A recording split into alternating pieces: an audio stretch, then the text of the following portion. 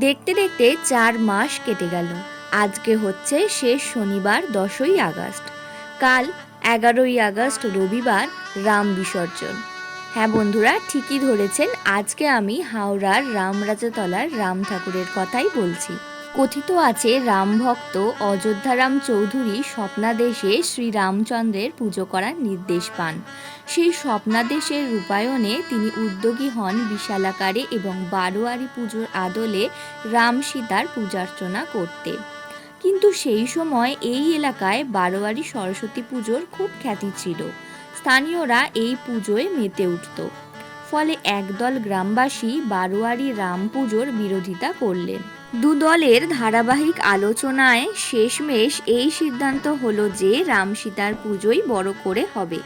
কিন্তু সরস্বতী পুজোর দিন প্রতিমা নির্মাণের সূচনা হবে বাঁশ কাটা এবং প্রারম্ভিক পুজোর মধ্য দিয়ে। আর রাম সীতার মূর্তির ওপরের দিকে অবস্থান করবেন দেবী সরস্বতী। শুধুই তাই নয়, এও স্থির হয় যে সরস্বতী পুজোর দিন নন্দীপাড়ার একটি বাঁশ বাগান থেকে বাঁশ কেটে এনে খুঁটি পুজোর মাধ্যমে প্রতিমা নির্মাণের সূত্রপাত হবে।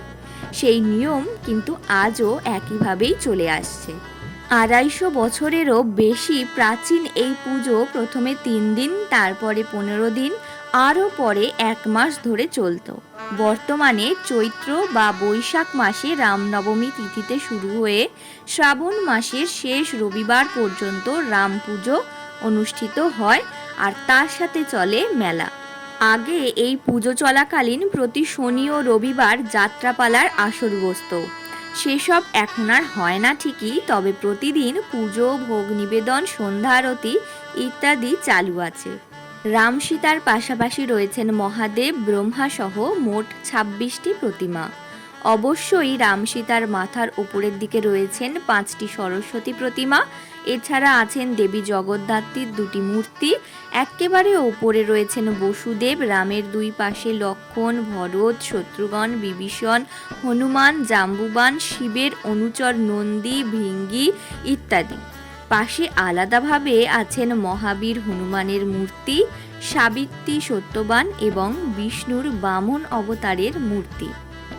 1909 সালে রামকৃষ্ণের শিষ্য নবগোপাল ঘোষের বাড়িতে আসার সময় মা শারদা এই মন্দিরে আসেন রামচন্দ্রের দর্শনে।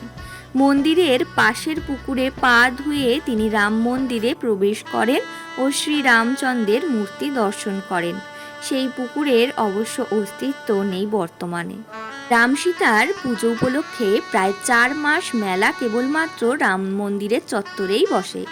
অন্য 3টি মন্দিরে নিত্য পুজো হলেও মেলা বসে না।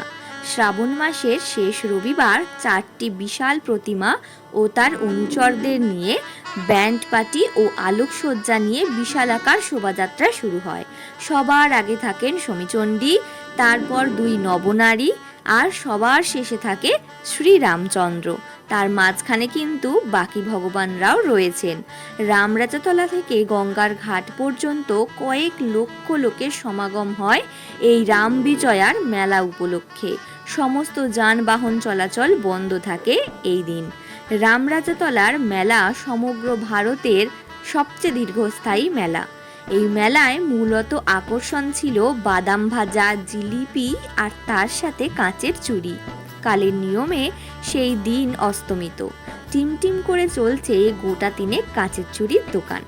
আজকে কিন্তু এই ভিডিওর মাধ্যমে আপনারা হাওড়ার রামরাজাতলার রাম মন্দিরের পাশাপাশি মহাবীরের মন্দির, সাবিত্রী, সত্যবান, বামন অবতারের মন্দিরের পাশাপাশি সমীচণ্ডীর মন্দির এবং বাকসারার 2 নবনারীতলার মন্দিরের দর্শন করলেন। নতুন নবনারীতলা এবং পুরাতন নবনারীতলা। যারা হাওড়ায় থাকেন তাদের তো প্রাণ এই রামরাজাতলা, কিন্তু যারা হাওড়ার বাইরে থাকেন, হয়তো রামচন্দ্রকে এখানে এসে দর্শন করার সুযোগ হয়নি, তাদের জন্যই আজকের এই ভিডিওটা করা। সবার কাছে একটাই অনুরোধ, পারলে 11ই আগস্ট রবিবার হাওড়ার রামরাজাতলায় এসে রামচন্দ্রের দর্শন করে যান। বছর বছর আসবেন। কালকে অর্থাৎ 11ই আগস্ট রবিবার শ্রীরামচন্দ্র সহ বাকি যে ভগবানদের দেখালাম প্রত্যেকেই কিন্তু এক সুন্দর শোভাযাত্রার সাথে নিরঞ্জনের পথে এগোবেন। তো সেই ভিডিও যদি সম্পূর্ণ আপনারা দেখতে চান আমার চ্যানেলটাকে সাবস্ক্রাইব করে নেবেন।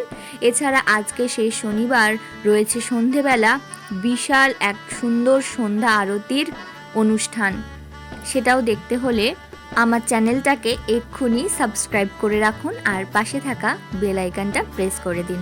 জয় শ্রীরাম।